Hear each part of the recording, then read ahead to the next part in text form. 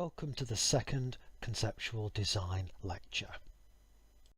This lecture has been informed by Connolly and Begg's database systems book.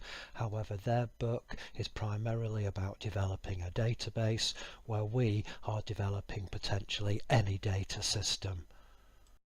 To remind you, there are 6 stages to top-down database design, and we're now at stage 3.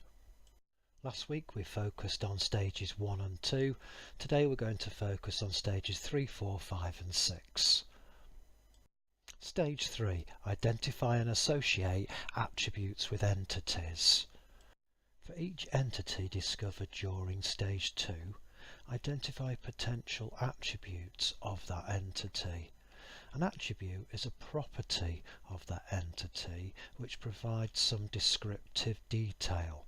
For example, colour, number of doors, engine size could be good attributes, properties for an entity called car.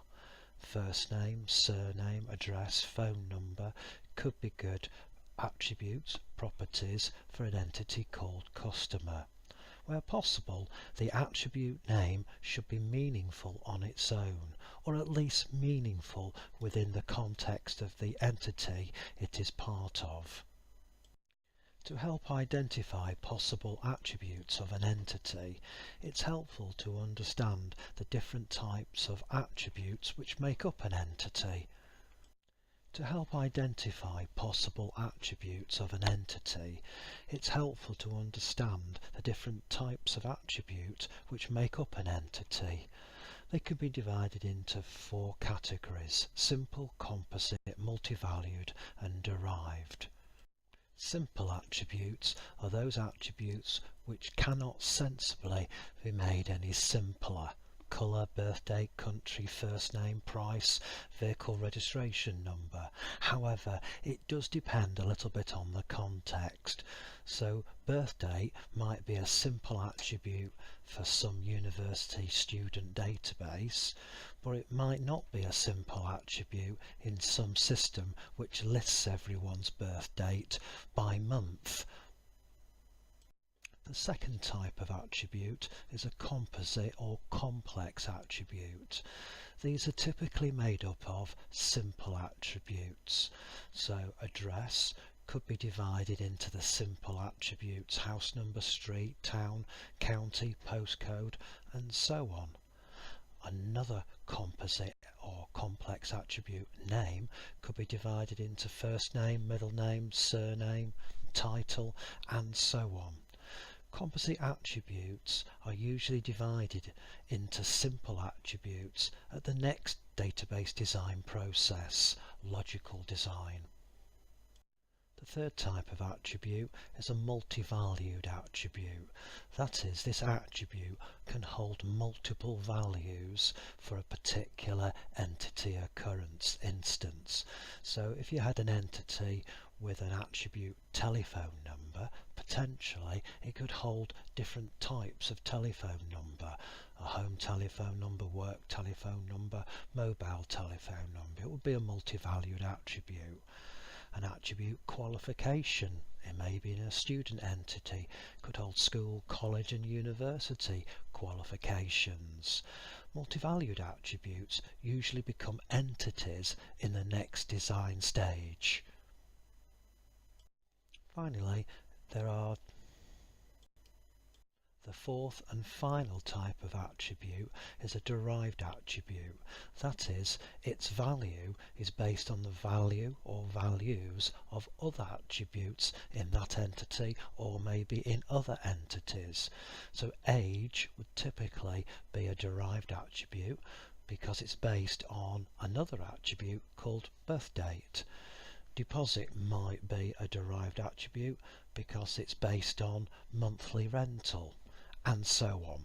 Derived attributes are usually removed totally in the next design stage, logical design, although ironically they can return later in the physical design. We'll cover this later. On the screen is an entity called employee made up of 8 attributes or properties.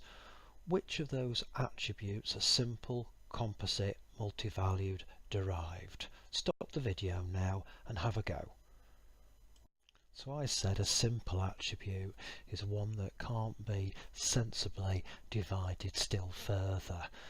And that sounds very easy to apply to all situations, but even in this simple example it's not. Probably employee ID, first name, surname, department ID and birth date are simple attributes, but it depends so much on the context, and we haven't got enough context here. For example, phone number, maybe that could be a simple attribute, but there again, phone number often can be divided into country code, area code and the actual phone number itself. So is it a simple attribute? Probably not. Age, again, that could be a simple attribute, but because birthday in this example is alongside it, I don't think age is a good description of the attribute, therefore I'm not going to include it. So it's not straightforward, is it? Composite or complex attributes are comprised of simple attributes. We've already said that address, home address in this example, is a composite attribute. Birth date too could be a composite attribute made up of birth date itself, the 3rd, the month, January, and the year, 1959. That's my particular birth date. Again, it depends on context, but really there's only one multi-valued attribute here, or potential multi-valued attribute here, and that's phone number, which might hold, as we said, a mobile phone number, a home phone number and a work phone number. But it's not multi-valued if this particular entity can only hold, is only supposed to hold one value for phone number. So all the time it does depend on the context. And finally, in this particular context, age would be a derived attribute. Why? Because you could calculate at any moment someone's age based on their birth date, and birth date is an attribute of the employee entity. Stage 4, determine each attribute's domain. When you determine an attribute's domain, you think of 4 things. Its broad data type, the actual values, the range of values or the pool of values that are allowed, the size of that particular attribute, or it might even have a particular format, and finally whether it can ever be null, empty. So when determining the domain of a particular attribute, you start off by thinking of its data type, its broad data type. It isn't specific to any system like Oracle and so on. So here on the screen are some very broad data types: string, number, enum, integer and date. String is for capturing a sequence of characters, for example, like surname. Number is to capture numbers, whether they be decimals or integers or some other form, it doesn't matter. Enum stands for enumeration, and that can capture discrete values for an attribute, like gender, male, female. Integer is for whole numbers, so age in years, and date might be another generic data type. That might capture something like birth date or today's date. So having determined the broad data type for each attribute, you then might consider the pool of allowable values for each of those attributes. So if you had an attribute called gender, which had the data type enum, enumeration, then maybe it might have the values m or f. If you had another attribute called staff number, maybe you determine from the requirement specification that it has to have the value 1 to 999. Sometimes it's useful to talk about the size and the format of each of the attributes within the entity. So if you had an entity called student with an attribute called age, you might consider talking about the size of the age attribute. Maybe you say it's got to have a maximum of 100 or 150. If you had an entity called library book and within it you had an attribute called return date, maybe you could specify the format of that return date. When describing attributes within entities, it's nearly always useful to consider whether an attribute can be null. Now, null means empty. It hasn't got a value. It means something very, very different than zero or space. So, for example, if you had an entity called student, you might have an attribute called middle name, but not everyone has a middle name, and therefore you would need to allow null, empty, no value, for the attribute middle name within an entity called student. And indeed, first names you should also allow to be null, because not everyone has a first name. For example, those people who come from Mongolia or some northern parts of China sometimes don't have a first name, and you need to allow that to be null, empty.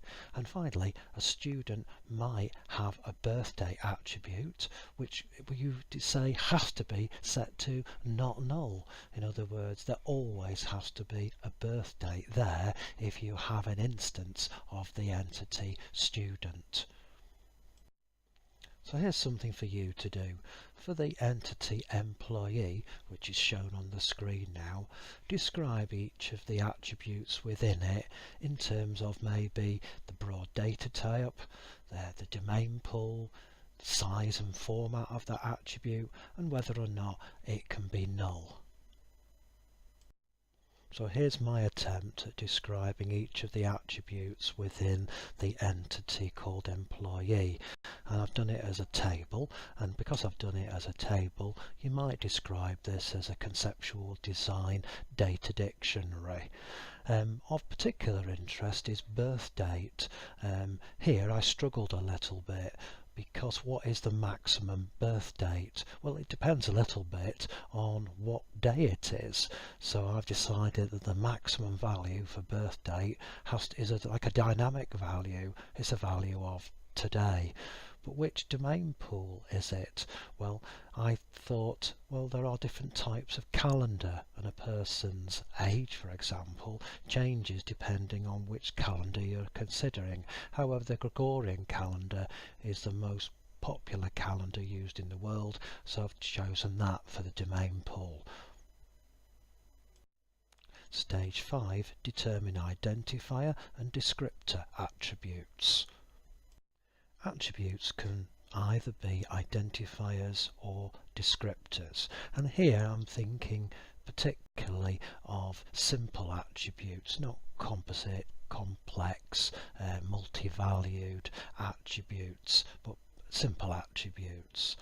So an identifier can be used to identify an instance of the entity. It can represent the instance without any other information. Sometimes it's called a key in database design. For example, an entity car might have an attribute registration number, reg number. This could be an identifier because it represents a particular car and no other. Its value is unique. For example, book entity might have an attribute ISBN number. This could be an identifier in a bookshop, since its value represents one particular title manifestation of a book. A descriptor is simply an attribute that is not an identifier. it is not a key attribute in database language. It describes some other characteristic of the entity. It cannot be used to identify a particular instance of the entity, and there may be many instances that have got a particular value the same as this descriptor attribute value. So examples might be colour for a car entity, return date for a library book entity, and so on. Before asking you to identify the identifiers and descriptors of an entity, it's worth pointing out that not all entities have an identifier. They've probably got descriptors, but they don't not necessarily have an identifier. And in later stages, if you're doing database design, you might have to either create a new attribute to be the identifier, the key, or combine attributes together to form a key. However, here we're just considering single attributes. So for the employee entity described on the screen, which is the identifier attribute, or which are the identifier attributes, which are the descriptor attributes. Just like before, it is context dependent. You need to know a lot more about this entity called employee before you can be absolutely sure which is the identifier, or which are the identifiers. But typically for an employee entity, their employee ID is going to be an identifier. I mean, ID means identifier, identification. Therefore, employee ID is certainly identifier. In this particular example, there are no other attributes that could be an identifier, unless you're absolutely certain that within the context that you are designing a system for, no one has got repeated surnames or first names, or indeed birth date. That potentially could be an identifier. But I mean, I worked somewhere once where 3 of us in the same room had identical birth dates, so birth date isn't a very good identifier for an entity. For descriptor, well, that's all the attributes which are not identifiers. So that was fairly easy in this particular example, if you assume that employee ID is the only identifier. Stage 6. Check the model for redundancy. Redundancy occurs when information is unnecessarily repeated. According to Connolly and Begg, there are 3 things that we need to think about. First of all, to remove or modify entities which are essentially the same as other entities but have a different name. So an example which comes to mind straight away is if you've got a system and you've got the entities program, degree, major, then maybe they are the same entity and it is redundancy and you can get rid of 2 of them. Connolly and Begg say you need to remove or modify relationships between entities that are essentially the same as other relationships. We'll have a look at that in a minute. And you also need to consider keeping seemingly duplicate entities and relationships, because although at one particular time they may seem like redundancy, repeated information, unnecessary information, later on the system values might change and therefore you need to keep them. So let's have a look at these 3 in the next slide. So here is a conceptual design, a conceptual model, a data model, as an ER diagram, an entity relationship diagram, in the UML that we're using in this particular module. Have a look at it now. Is there any redundancy? think about the three things that Connolly and Begg spoke about. I think there's potential redundancy, duplication between the lecturer and the teacher entities. A clue, and it is only a clue, is related to the attributes of both lecturer and teacher. They're the same, and there's a clue that maybe these two entities are indeed the same thing, or in some way can be combined. So I want to improve that later. So here is a conceptual design, a conceptual model, a data model, as an ER diagram, an entity relationship diagram, in the UML that we're using in this particular module. Have a look at it now. Is there any redundancy? Think about the three things that Connolly and Begg spoke about. Another area where there might be redundancy is between the two relationships called employed by. I mean, they've both got the same name, so it suggests that they are indeed both the same relationship. So I want to look at that as well later. There may be redundancy, duplication there. So here is a conceptual design, a conceptual model, a data model, as an ER diagram, an entity relationship diagram, in the UML that we're using in this particular module. Have a look at it now. Is there any redundancy? Think about the three things that Connolly and Begg spoke about. And finally, between the two entities, department and faculty, the multiplicity there begins with the number 1. So it's saying that a department is always in a faculty, and a faculty is always made up of departments. That might be true now, but in the future it might not be true. So I'd want to change that. I've chosen to remove the redundancy that existed between the lecturer and teacher entities, not by removing lecturer and or teacher, but by creating a new entity called staff. And as a lecturer is a member of staff and a teacher is a member of staff, I can put the common attributes of both lecturer and teacher in a single entity called staff, and those that are unique to lecturer, research area, and unique to teacher, teaching area, within still the lecturer and teacher entities. This is quite a neat way of doing it.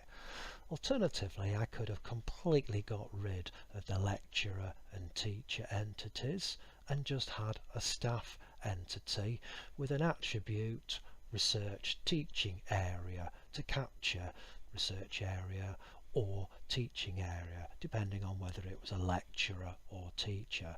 Both solutions are fine. Which is better? Well, it depends on the context. Previously, a department had to be part of a faculty, and a faculty had to have at least one department. But by changing the 1 in the multiplicity there to a 0, we allow it to be future-proof and allow for the possibility of a faculty initially not having any departments, or maybe a new department not necessarily being assigned to a faculty at the beginning. It would allow the database or whatever system to capture this information. So this is the end of this particular lecture on conceptual design, part 2. There is just one more part of conceptual design that we've not covered, and that's to do with view integration. And rather than adding it to this video, I've created a new video called View Integration. Bye.